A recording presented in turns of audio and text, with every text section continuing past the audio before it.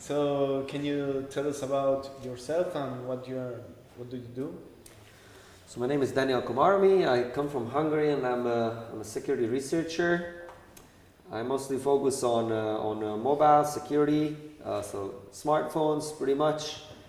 And I guess what I enjoy is vulnerability research and reverse engineering. Partially I do it just for my own interest, as in the case of the topic that I talked about here today. Yes. And obviously part of it I do for clients to audit things that they are interested in, or do vulnerability research on targets that they're interested in. So can you talk us about the presentation that you did today? So the topic of this is the trust zone that's used in Samsung phones. So for those not familiar, very briefly, the concept of trust zone is to provide an extra layer of security to smartphones. So without this, basically, the runtime of a smartphone includes the applications that we see every day, and then underneath that there's an all-powerful layer, the kernel, that has access to everything and controls how the different things can be accessed. Who can access the file system? Who can access the photos? Who can access the internet? Whatever.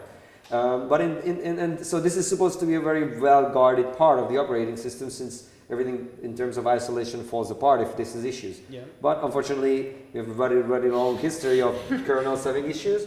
And so the whole idea of trust zone, which is really something conceived in hardware, so it's something that the ARM processors themselves natively support and make possible. So the idea is to create this completely isolated environment, which is separate from where the entirety of, say, the Android runs, and then put some of the most security critical features in there. And you were playing around with this feature of Samsung, the Canox, right? Yeah, so exactly. So there's sort of like a coming together of the terms that you see more in marketing. So Samsung uses Knox to describe their entire security platform, and then trust zone, I guess, is more of a technical term, and it's part of Knox. So Knox consists of lots of things, and some in Android and so on, and then some of what is touted as a feature of Knox is actually implemented inside trust zone. So how did you get the curiosity to start playing with the trust zone and so on? Well, to be honest, the thing for me has been for a while that what has piqued my interest is that we look at these phones, Android phones, or you can name iOS or whatever, and what's always front and center is the main operating system, and lots of attention goes to Android, the different parts of it. But what has always interested me is that this is not like a PC where you have something like a Linux or Windows running on the main processor, and that's most it. But there's this, and then there's this whole plethora of other things on the system on chips, the different firmwares, from the radio firmware to the Wi-Fi firmware to the Bluetooth firmware, and to things like the bootloaders or trust zone, which are all these little companion parts, the shadier corners that are all running their own custom operating systems that are not really as well understood and hard, not as well accessible. And so those are the things that for the last few years I've sort of gravitated towards. So and for me it was sort of like, before I worked on other parts like the radio parts, and it's sort of like a natural progression to me to be interested also in this other not so well understood part of it. Yeah. How many time did you need to invest in the investigation about the trust zone to get you to know, okay, here is something that is interesting, and Right. I think I can find something here? That's a good question. Obviously, it's it would be great to have an opportunity where you only have to work on your passion projects, but it's not the case for the best of us, and that's the case for me either. But so it definitely was work that is more on again, off again. So I don't know. I don't know if I can estimate it really well, to be honest. But I would say that honestly, what piqued my interest was that figuring out how it works was not trivial, basically. And so it's not the first time that I have this kind of situation where they would ask me more about like, okay, when did I see that? Oh, there's going to be good bugs here. But I mean, honestly, the way I look at it is, if you see the complexity of something and how much attention has gone to it, you more or less you can be certain that there's going to be vulnerabilities there. And personally, I mean, it's always a thrill to find issues that are really, especially if they are truly exploitable and impactful. And that's also good because that's what makes people listen. So that's good. But honestly, for me, I tend to see that I find just the reversing more interesting. So to answer when did I see that? I mean, essentially immediately, because it was interesting to see that this is not trivial and so I was engaged in it. And of course, after a while, I noticed that I keep bumping into bugs. But honestly, it was not so much a vulnerability hunting exercise. It was much more of a reverse engineering exercise, and then as a side effect, almost you bump into some issues. And after a while, you say, but obviously, where there's smoke, there's fire. So if I find all these things when I'm not even trying that much, then this is, I guess, worth my time to look at it more and kind of think about more structured ways to figure out where to look for bugs, that kind of thing. So the processes that are running in the trust zone, what were you able to find there? Did you find vulnerabilities in the trust zone design itself? Did you find errors or bugs that you were able to exploit, or what did you find there? So, oops, sorry. Oh, it's okay. I should give credit to the company that actually writes this operating system itself, because the issues that I found were more, I guess pretty much all of them are problems in how Samsung went and used this operating system, the trust zone operating system, and to implement the features in it. So there were some things where you can say that the way the interfaces are designed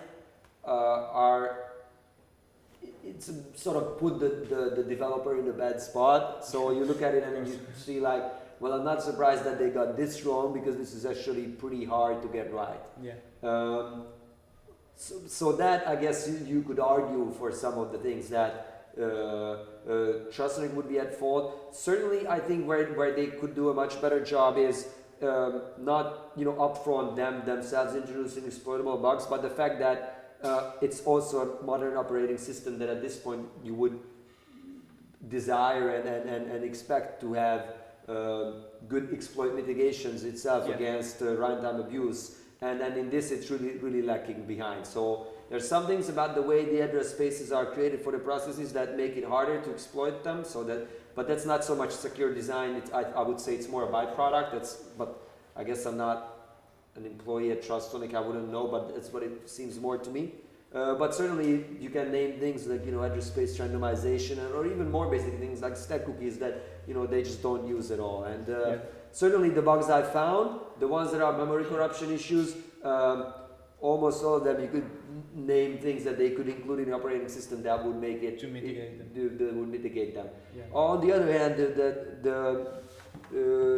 then there are also problems that I find that are more logical issues, and then that's obviously, those are always difficult to do something with. But it's interesting. I mean, I think one of the inherent problems here, and then that turned out to actually be a source of a more impactful issue, was that everything that they do really is based on this concept that there's the secure world and then there's the non-secure world.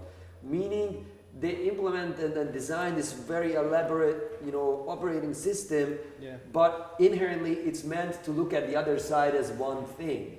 And of course, Android is not one thing. Android is a million different privilege levels. Yes. And so that's what I saw, that what Samsung gets in their hands from Trustonic is, here's this complicated, microkernel and all these stuff that runs inside it, and we wrote an Android kernel driver for it, and we wrote user space connectors, and at the end of the day, here's a shared library, plug this into whatever you want in Android, in whatever way you want. Just make sure it's going to be, not overprivileged. Yeah. And so that's what I mean. That's putting the developer in a difficult spot. Yeah, Because you can read all the, whatever integration documents or whatever they have, but at the end of the day, you have some guy, I guess he's given just about enough rope to hang himself. So yeah, so I guess that's an issue with the design. Yeah. Before we were talking with another speaker, talking about Java in this case, and he found that the implementation of a library, which had a randomizer for passwords, or I don't remember exactly, lead to a big critical vulnerability because he was able to find the next random number and to get it.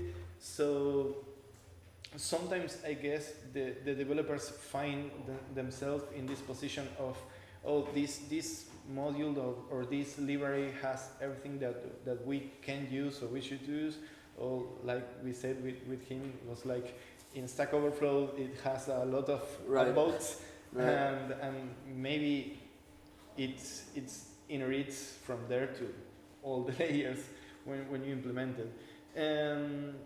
But another thing is, in the conclusions, what were you able to do with these vulnerabilities? Were you able to execute random code? Were you able to gain access to other levels? Right. So I found a way to bypass the permission checks that are in place on the Android side, meaning that with no privileges whatsoever, you can directly talk to some of these trustlets. And then from there, I found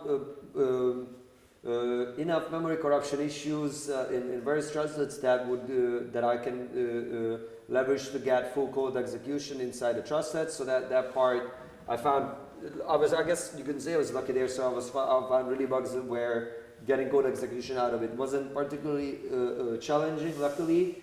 But I have to say that I sort of took more delight in other issues that I found that also would completely defeat the entire purpose of the trust zone feature itself without any memory corruption whatsoever. So this was a case where the whole point of the feature is supposed to be that it would secure all these private keys that Android can use, and it's supposed to be more secure because now the keys don't even live in Android, they only live in Trust Zone, and you can only use Trust Zone as an oracle to do operations on your behalf if you do the authentication. And this is supposed to isolate different parts of Android from each other even better without exposing the keys directly. But what happened was, thanks to this bypass at the Android permission levels, and then another logical issue with how they authenticate the non-secure world, and that sort of harkens back to what I said about from the trust zone, they just look at non-secure world as one big thing. Yeah. So trust on it, this doesn't implement some more elaborate sort of session management scheme. So for whoever had to implement that trust, that they had to make that up themselves.